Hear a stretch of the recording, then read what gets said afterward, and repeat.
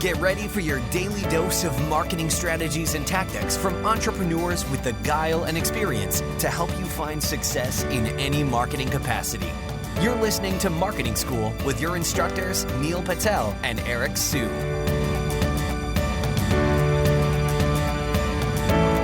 Welcome to another episode of Marketing School. I'm Eric Siu. And I'm Neil Patel. And today we're going to talk about what you should do when your business stops growing. So first thing I like to do when stuff stops working, it could be like a rankings drop, or it could be like revenues are stagnant, like kind of what we're talking about right now, is I want to look at my analytics. I want to look at the numbers. I want to look at my QuickBooks, for example. I want to see what's going on. Are we losing a ton of traffic from one area? Did we get hit by a penalty or something like that? What do we need to do? What do we need to assess first? And then from there, what kind of action items should we be taking? And then, we can break it down in terms of high priority, low priority, right? So one example I can give you is with the senior living business that I have. For the first year, it's been a year and a half actually. First year and a half. So we spent about $100,000 in advertising, and that route, even though we're driving leads, it just was too difficult for us because we had to also build out the infrastructure for hiring the right salespeople and then also having the right systems in place and everything like that. So we were way over our heads in that respect. Realistically, we had the technology we had the people that can code up like what we needed, and then we had the marketing engine set up. But in terms of the operational aspects and the sales aspect, we didn't have that ready. And then in hindsight, looking at it, it's like, okay, well, we should have done a little more research in the beginning to look at the big players in the space to see how much they were spending. So first and foremost for us, it would have been do more due diligence in the beginning. When things were stagnant, we could have easily thrown in a towel and we could have said, okay, we should just give up here. We should just move on to other things.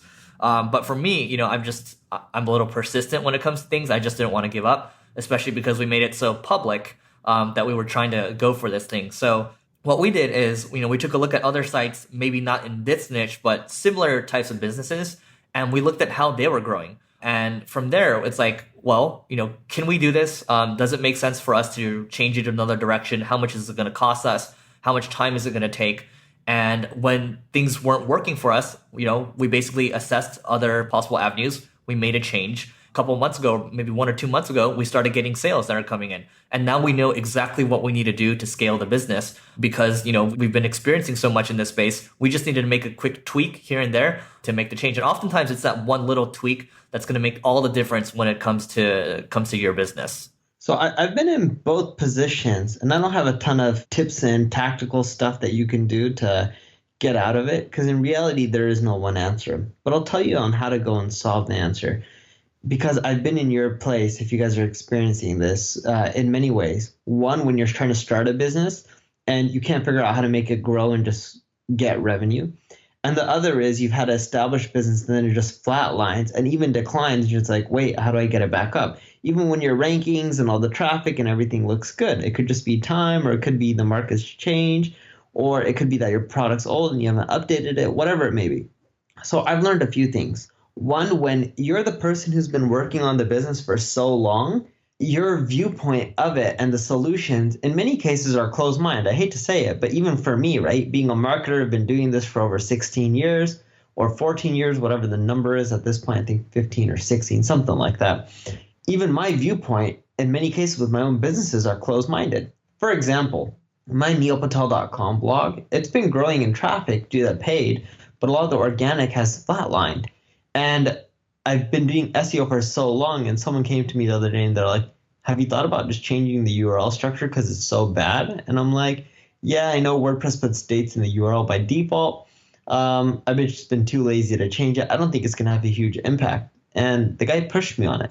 I paid him $20,000 for that advice, 20,000 Canadian, so 15,000 something USD. Did my traffic go up? Was it silly how I spent that much money for such a simple solution that I could have said that I already knew the answer to? Yes, but you know what? He had data to show, and he's like, hey, if you pay me, I'll show you, the changes you can end up making. And he gave me a list of changes, but I knew that was the main one. And he had data to back it up. And you know what? It took him probably 5 minutes, maybe 30, 40 minutes or an hour, I don't know. But hey, it was well worth the traffic increase. The point I'm trying to make is no matter what position you're in or situation you're in, whether you're trying to start a business and you can't figure out how to get customers and grow your business, or if your business has been around for years and you've flatlined or you're decreasing, I found that the solution isn't necessarily in your head. And if you try stepping back and looking at it from an objective standpoint, and I've tried this and so many other people have, it's still really hard.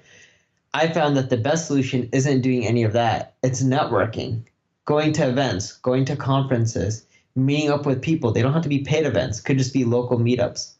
Eventually, when you meet more and more people and you're transparent, you tell them what's happening in your business, some people will throw ideas. You may like some, you may not. You may decide to try some out. You may decide not to try others out.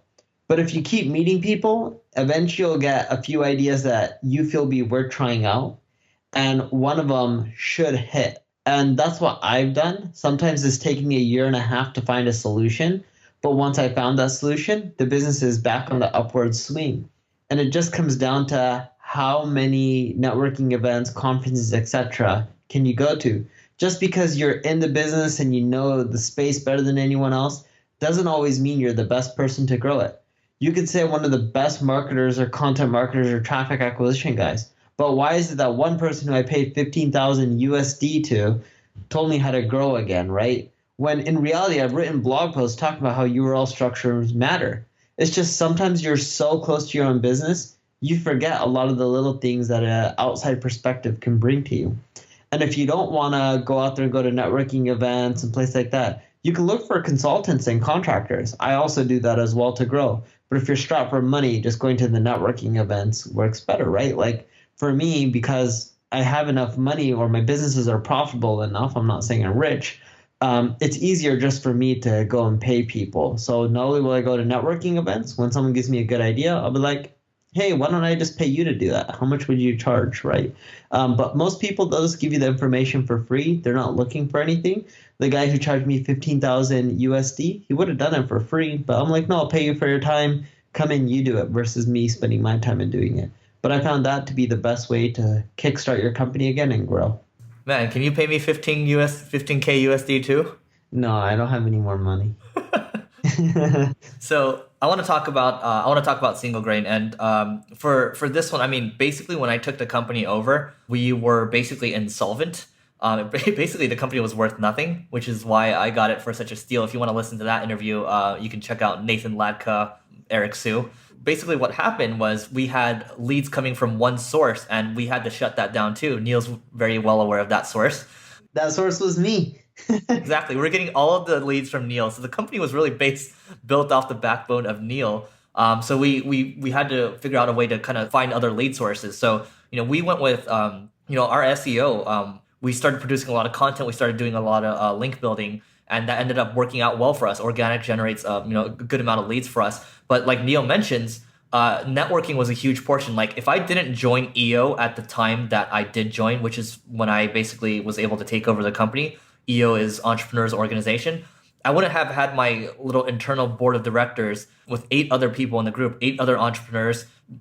One guy, he's doing like 50 million a year. There's another guy that does like 100 million a year. These guys have all been through it, and they all have their experiences. And I was telling them, the problems that I was going through, and they would just share their, their experiences. They wouldn't give me direct advice, but from their experiences, I would be able to come up with an action plan.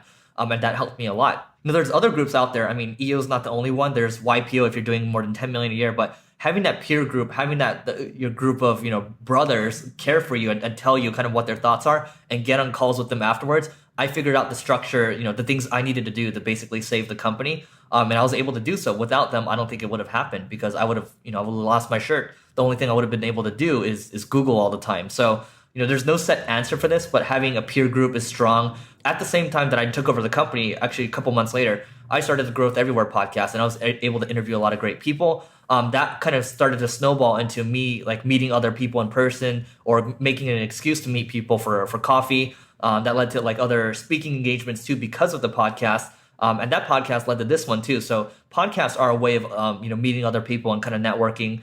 And I was also outside too. I was at conferences. When you're at conferences, it's really the people that you meet. We have another episode where we talk about the benefits of conferences and how you can maximize it. Conferences are powerful because people like to work with people at the end of the day. So even if you're a services business, if you're a products business, whatever it is exactly, you're still dealing with human beings at the end of the day. And that human connection makes it all the more powerful. Without the human connection for me, again, I wouldn't have known what to do. And honestly, the business would have gone from negative to, well, you can't really go, once you're negative, you're negative. But basically, I would have, given up completely. But, we went through a lot and we were able to power through because of, the people that we met. Anything else to add? No, I'm good on mine. Well, that's it for today's episode. We'll see you tomorrow. This session of Marketing School has come to a close. Be sure to subscribe for more daily marketing strategies and tactics to help you find the success you've always dreamed of. And don't forget to rate and review so we can continue to bring you the best daily content possible. We'll see you in class tomorrow, right here on Marketing School.